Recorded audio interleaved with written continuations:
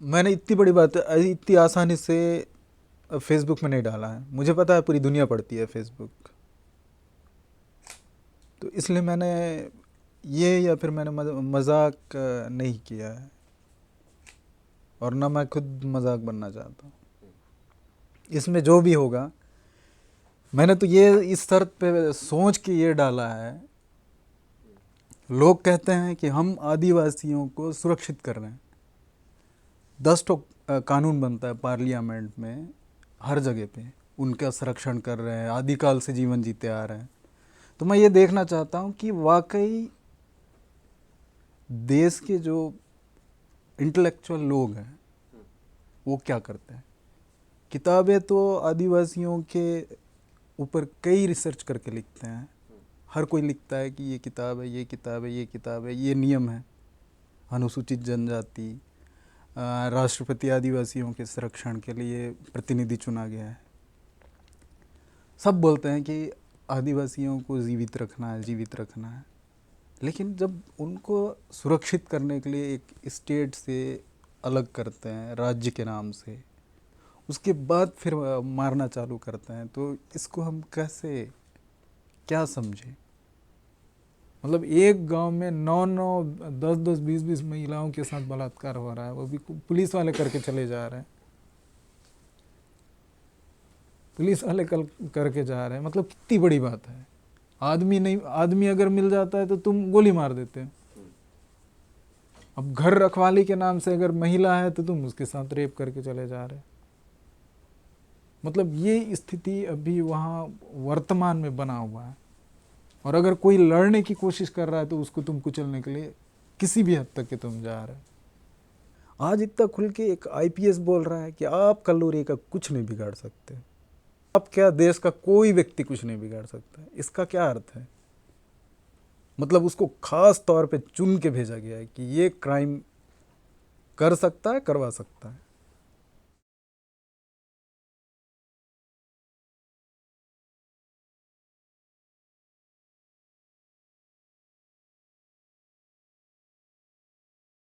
मतलब आप एक गांव में इंटर नहीं कर सकते हो। आपके गांव पहुंचते ही खबर पुलिस को पहुंच जाएगी कि कोई व्यक्ति आया है। गांव में जहां मोबाइल का टावर नहीं है, उस जगह से इनको इन्फॉर्मेशन मिल जाता है कि कोई व्यक्ति आया है। तो उस जगह पे आप काम कैसे करोगे। स्वाभाविक है, वहाँ से अगर खबरें नहीं निकलेंगी तो वहाँ रेप होगा, मर्डर होगा। हमारे पास बुलाने के लिए आए थे कि हमारे घरों को जला दिए, आप आओ। लेकिन वो इतना संवेदनशील एरिया है कि उस एरिया में हम भी जाएंगे तो हमको मार दिया जाएगा। तो हम बोले कोशिश करेंगे कि बाहर से कुछ कार्यकर्ता आ जाए, तब हम उस गांव में घुसने की कोशिश कर सकते हैं। मीडिया को भी कितनी बड़ी बात बोलता है कल्लूरी। वहाँ ये बोलता है कि मेरे को राष्ट्रीय मीडिया से कोई लेना देना नहीं है, मैं तो यहाँ के लोकल मीडिया को फ्लाइट में घुमाता हूँ, खाना खिलाता हूँ, ये करवाता हूँ, वो करवाता हूँ, और ज़रूरत पड़ता है तो जेल भी डाल देता है। जिस तरीके की स्थिति बनी हुई है वहाँ पे, वो पूरा पूरा नहीं ला पाते हैं, क्योंकि इन लोग ग्राउंड में नहीं जा पाते हैं। हम वहाँ पे ग्राउंड में पत्रकारों की ज़रूरत है। ग्राउंड लेवल में कोई पत्रकार नहीं है, और घुसेंगे भी कैसे। इन्फॉर्मेशन तो पहले पहुँच जाता है पुलिस के पास कि कौन गया है, फिर उस पत्रकार की पेशी होती है, तुमने क्या खींच के लाया और क्या रिपोर्ट करने वाला है, उसको पहले पूछा जाता है। और सबसे पहले तो अगर कोई अखबार में छप रहा है, सबसे पहले कल्लूरी देखता है किस लाइन को डालना है, किस लाइन को काटना है, किस लाइन को रखना है, ये डिसाइड कल्लूरी करता है। उसके बाद छपती है वहाँ।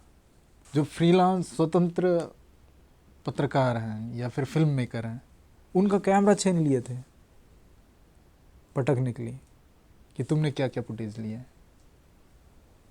क्या एक स्वतंत्र पत्रकार उस बस्तर में नहीं जा सकता है क्या। ठीक है, हम ये भी मानते हैं कि ये बहुत संवेदनशील एरिया है, तो क्या संवेदनशील एरिया में क्या फिल्म नहीं बनती है। रिपोर्टिंग तो वहाँ की भी होती है। फिर दंतेवाड़ा में ऐसा क्या इतना संवेदनशील है? वहाँ क्या उग्रवादी रहते हैं या आतंकवादी रहते हैं? जो आप बता दे रहे हो कि संवेदनशील एरिया है तो आप कैमरा नहीं चला सकते हो, एमनेस्टी नहीं जा सकती। वो कोई एमनेस्टी के हथियार लेके थोड़ी ना गई थी, वो तो खाली गए थे, कुछ भी लेके नहीं गए थे, उनको रोक लिए। मतलब वहाँ एक जन संगठन का भी चलना बड़ा मुश्किल है, जो शांतिपूर्वक तरीके से। अब आप ये अंदाज़ा लगा सकते हैं कि उतने बड़े संगठन को जो पुलिस वाले रोक रहे हैं, आदिवासी तो वहाँ उनके लिए कुछ भी नहीं है, कीड़े और मकोड़े हैं।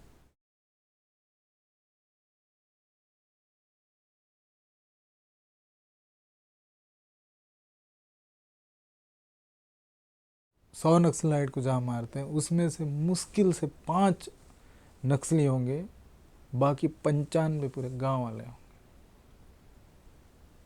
या फिर आपकी मौत होगी या फिर आप सरेंडर कर दो।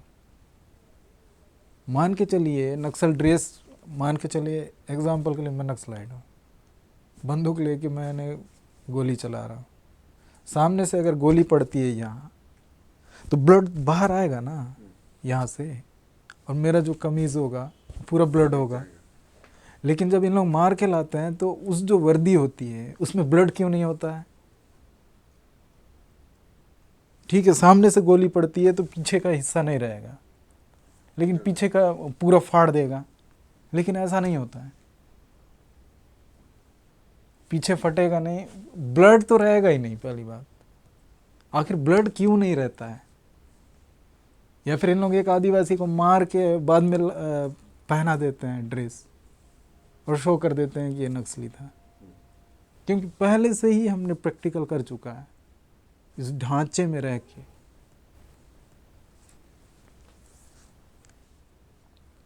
लोकतंत्र के ढांचे में रह के लोग निकलने की कोशिश किए। हमेशा सीआरपीएफ ने यही बोला है, जो सेना वहाँ इन लोग लगा के रखे। मान के चलिए 100 जन उधर से आ रहे हैं पैदल चलते हुए, तो सबसे पहले ये पूछा जाता है कि आपके पास कोई कागज़ है, आप कहाँ जा रहे हो, क्यों जा रहे हो? और अगर किसी को कागज़ देते हैं, मान के चलिए आज 19 तारीख है, 25 तारीख को हमारी कोई रैली निकलने वाली है, आज ऑर्डर दे दिया जाएगा, 24 तारीख को उस ऑर्डर को रद्द कर दिया जाएगा कि आप नहीं जा सकते हैं सुरक्षा की दृष्टि से। तो ये क्या है? लोग जब तक के बाहर आएंगे नहीं, अपनी बात रखने दिया नहीं जाएगा, तब तक के कोई चीज़ का समाधान कैसे होगा?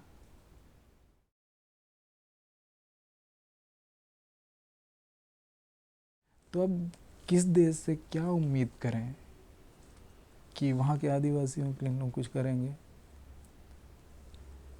शासन जैसा चाहे वैसा ताकत को इस्तेमाल कर सकती है, हम नहीं कर सकते।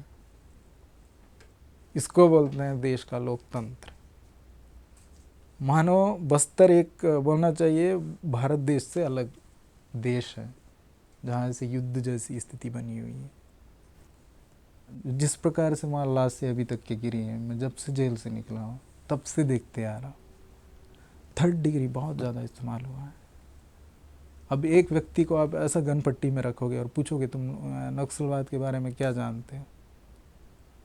अब प्रमोशन के ऊपर प्रमोशन। मान के चलिए पुलिस वाले 4 नक्सल के नाम पे किसी को मार देते हैं, 4 जन को, और ड्रेस पहना देते हैं, 10 जन को प्रमोशन मिल जाता है।